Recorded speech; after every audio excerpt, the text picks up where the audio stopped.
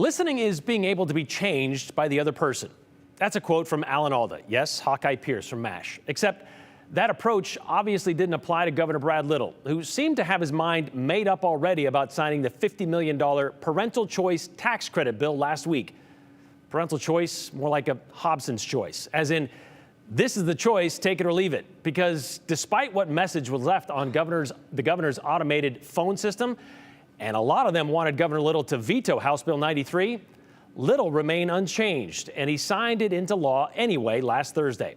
So we finally got the numbers over the weekend of how many people did call the governor's office to tell him what they think he should do with this bill. And to say those phone calls were overwhelmingly against is an underwhelming way to say it. Of the 37,000 plus phone calls, 86% asked the governor to veto the bill. 86%.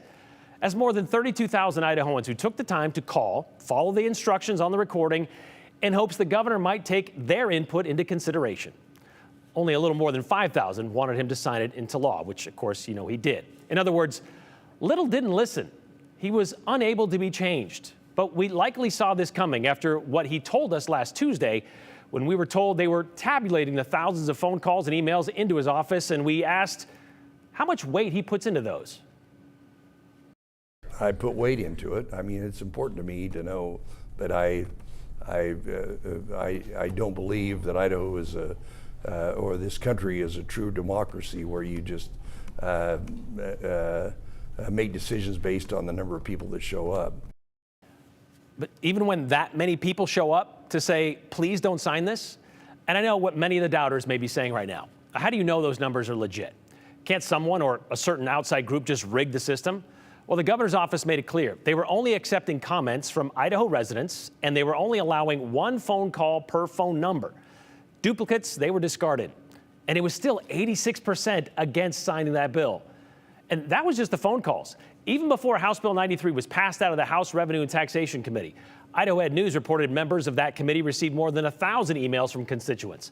94% of them asked the committee to end it there, while just 6% were in favor of it. Well, that bill went on to the House with a do-pass recommendation, which they also did. They did pass it, along with the numbers sent to us over the weekend.